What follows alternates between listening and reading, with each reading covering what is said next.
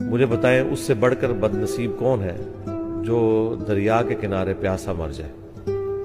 रेगिस्तान में कोई प्यासा मर जाए तो उस पर सब्र आ जाता है, लेकिन दरिया के किनारे कोई प्यासा मर जाए तो सब्र भी नहीं आता। तो मुसलमान वो लोग हैं जो दरिया के किनारे रहते हुए प्यासे मर रहे हैं। ये हमें किसी ने गलत बता दिया कि हम मुसलमानों के घर पैदा हो गए तो अब जन्नत या कामयाबी हमारा मुकद्दर हो चुकी है। बिल्कुल ऐसा नहीं है। हर शख्स ने इस दौड़ में हिस्सा लेना है। उसके बाद जो लोग कामयाब होंगे वही लोग कामयाब होंगे। ये दिमाग से बिल्कुल कीड़ा निकाल दें कि मुसलमानों के घर पैदा होने से जन्नत गारंटेड हो चुकी हुई है। हर शख्स को अल्लाह ताला की पहचान करनी है। जो मुसलमान दीन पे चल भी रहे हैं वो भी दीन वो है जो उनके फिरके ने उन्हें सिखाया है। वो किस खुशनसीबी को लेके बैठे हुए। वो अगर बरेलवियों के घर पैदा हुए थे तो बरेलवी हैं, अगर देवबंदियों के घर पैदा हुए थे तो देवबंदी हैं, अगर अहले हदीस या शिया के घर पैदा हुए थे तो वो उस फिरके में।